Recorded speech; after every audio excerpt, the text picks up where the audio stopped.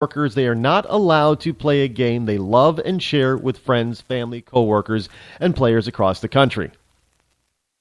The game has been played legally in New York for years and years. But after the Attorney General realized he could now get himself some press coverage, he decided a game that has been around for a long, long time is suddenly now not legal.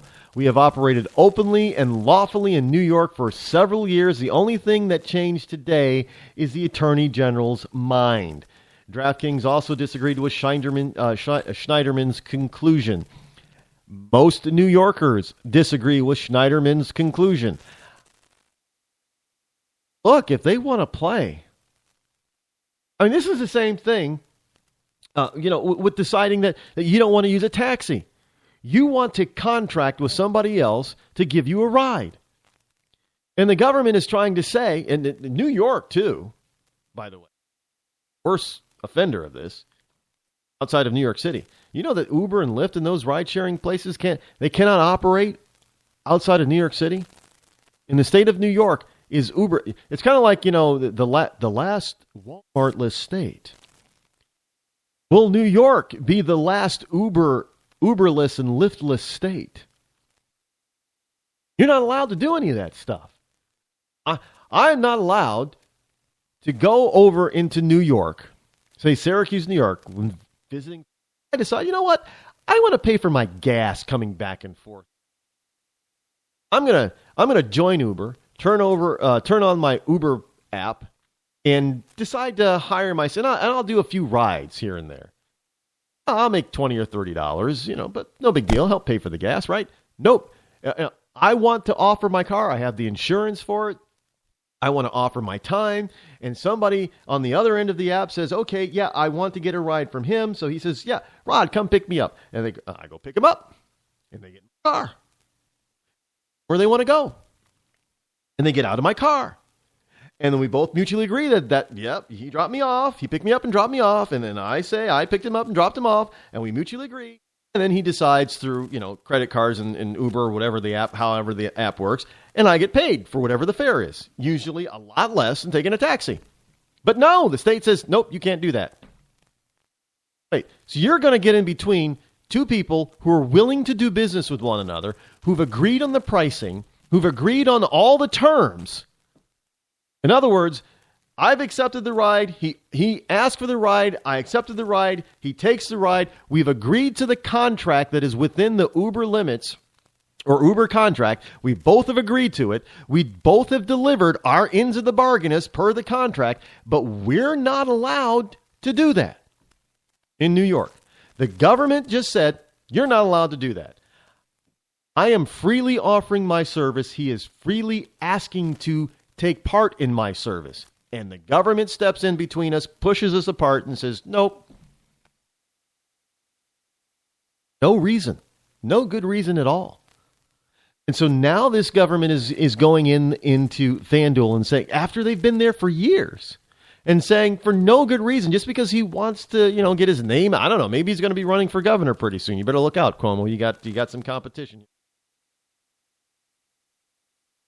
He's going to say, well, no, this is illegal. An idiotic liberal Democrat. And he wants to tell you how to live. He wants to deny you your freedom to do business with who you want to do business with. And do it under the terms and conditions that the two of you agree. You agree to abide by FanDuel's terms when you decide to play. You fully agree to that. Okay, I'm going to give you $5. I'm going to play this whole week out. Yeah, okay. And if I become, if I get this many right, or if I'm the top in the top 10 or whatever, I can win or share in the prize money of this much. I get it. I want to do it.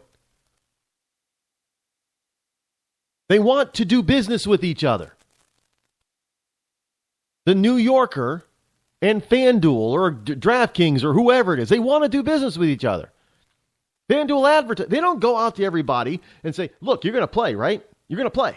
No, they put an advertisement out there. Somebody has to call them up on the phone or go online to their website and say, yeah, I want to do this, I want to do this, I want to do this, I agree to this, I agree to this, yeah, we can do business together, I'm going to give you this money, and then I'm going to play, and then if I win, I'm going to get this money back, right? Yeah, cool, I want to do that.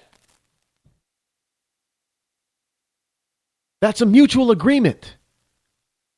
Our country is based on mutual agreements. And now our government is getting in the way saying, nope, mutual agreements don't count anymore. We have to agree as well. If we don't like the terms, we're going to say it's illegal. We don't care if the two of you like the terms. We got to agree now. And what the district or the Attorney General of the state of New York is saying, he's saying, I don't care if the player and the company agree on the terms, 100%, 150%. It doesn't matter. I, the Attorney General, as representing the state, is not agreeing to the terms, so you can't do it. But even though the state is not participating in the game, the state is not financially responsible for the game. The state is not paying for any part of the game to play the game. But now they're going to be the arbitrator or the referee and say, nope, you can't do it.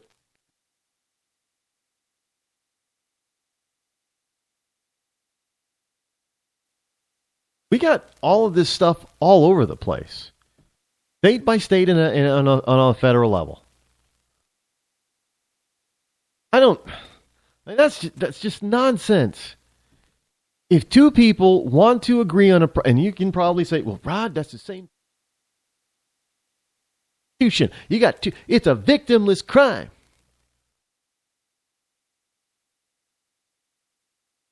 I know I'm going to say something that's probably going to get some conservatives upset. I don't agree with prostitution. But again, I think if an agreement on something and that's suppose you can regulate it to make sure that disease isn't rampant and that kind of thing, that, makes it more socially healthful. Other countries do it. In certain parts of the states, it's legal.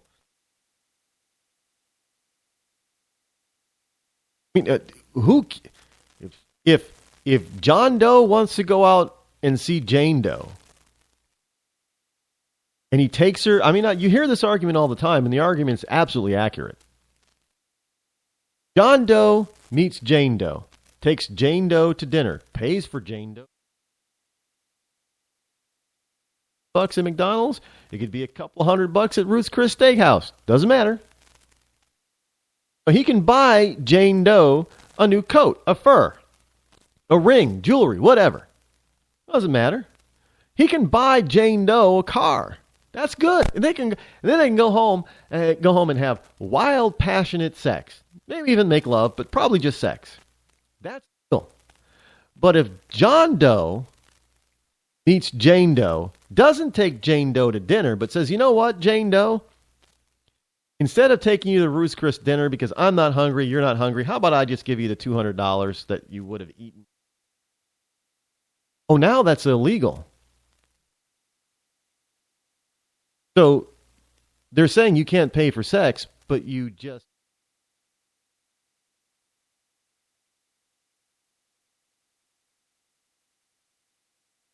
I don't know. I think if prostitutes were smart, they'd start issuing cards.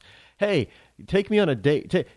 This sexual activity that you want to have with me is going to be the equivalent of 4 dates out at Round or something. They get fed. Instead of having the cash, at least they're getting. I don't know.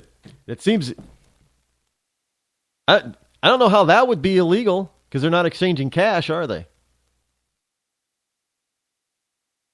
Is the government trying to get in the way of people? People willing to do something that is non-harmful, really, to society, a victimless act. Person wants to play FanDuel. Who gets hurt by it? Nobody. Because it's a mutual thing. Person wants to get in an Uber car. Wants to pay the Uber driver. Gets hurt in that transaction. Nobody. Everybody's happy.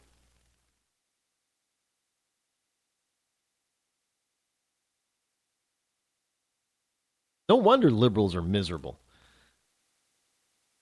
You ever saying that liberals are miserable? No wonder they're miserable, because they always want to. They always have somebody telling them how to live their life, and they want to be telling you how to live your life. Nobody's happy just being free and living their own life. Liberals just aren't happy. Here's from CBS local Chicago. I guess this is how wonderful Chicago is. Somebody asked me the other day if I wanted to visit Chicago. No. I have no interest. Like, you want to go to L.A.? No. I have no interest in going to L.A. Well, you don't want to see Hollywood? Well, Hollywood is in L.A., so no. You go to San Francisco. San Francisco's not L.A. Frankly, I'm not all that impressed with San Francisco. If I ever go back there, I won't be going to San Francisco. I'll just be spending all my time out in Napa Valley. Go into the city. Not all that impressed with San Fran, and it's getting worse.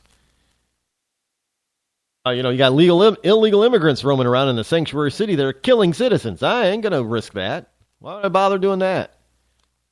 I don't have to go into San Francisco to see the Golden Gate. I can see it from Sausalito.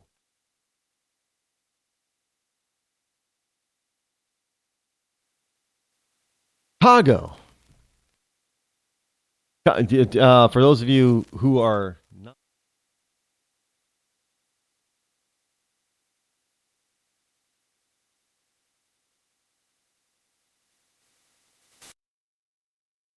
looking, if you're at the waterfront in San Francisco, at the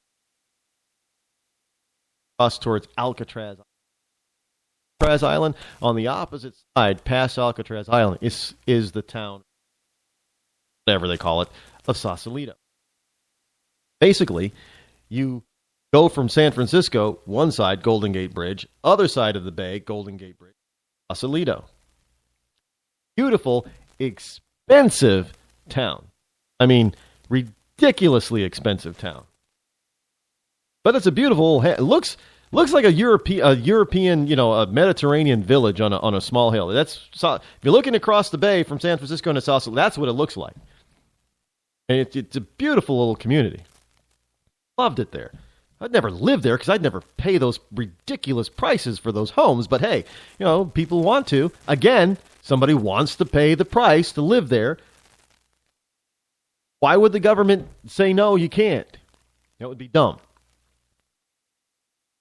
Comcast cancels 6 appointments on South Side due to violence in Chicago.